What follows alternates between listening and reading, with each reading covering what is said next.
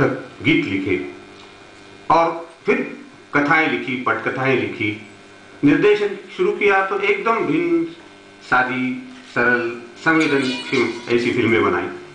चांद की रोशनी में हर चीज अलग नजर आती है, वैसे आपकी कविता की रोशनी में हर चीज नजर आती है अलग, उस पर जादुई है। तो मैंने आज का पहला सवाल आपकी ही एक कविता से चुराया है। आप अगर आप न होते तो क्या?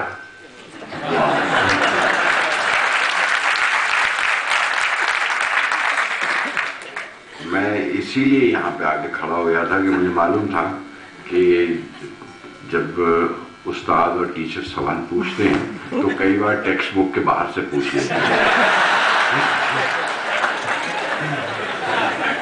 ऐसा मुश्किल सवाल पूछते हैं। थोड़ा सा राज घर का अगर आपके साथ बांट लें तो कोई हर्ज नहीं कि मेरी आंटी और मेरी वाइफ, जिसे आप जानते हैं, वो कई बार कहते हैं तुम मेरे डायलॉग फिल्मों में बेच देते हो, जो बात मेरे साथ करते हो, ये जो मैंने कहा तुम उसमें डाल देते हो। उसमें से एक सवाल वो था जो मैंने आधी में डाला था कि उन्होंने कहा था कि अगर तुम शायर ना होते तो बड़े ही ऑर्डिनरी आदमी होते। तो साहब अगर मैं ना होता तो मैं बड़ा ही ऑर्डिनरी होता। ये अब उनका कहा है और उनका कहा टाला तो नहीं जा सकता। जो वो कहेंगे कुछ ठीक ही कहेंगे और सोच समझ के नहीं, तजुर्बे से कहेंगे। वो भी जरूरी है। और ये जरूर है कि शौक बहुत सारे लगे हुए थे। तो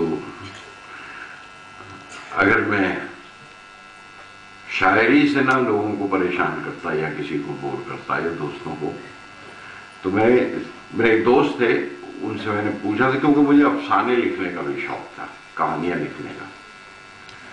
तो मैंने उनसे पूछा कि मैं ज्यादा बिखरना नहीं चाहता, मैं एक चीज पे कंसंट्रेट करना चाहता हूं, शायरी करूं या कहानियां लिखूं। तो उन्होंने मुझसे कहा कि तुम शायरी किया करो।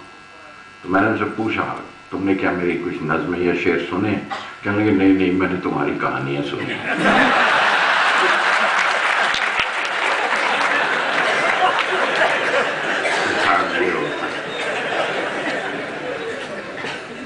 अगर मैं ना होता तो बस ये होता। कविता से आपकी मुलाकात तो बचपन में कविता से अलावा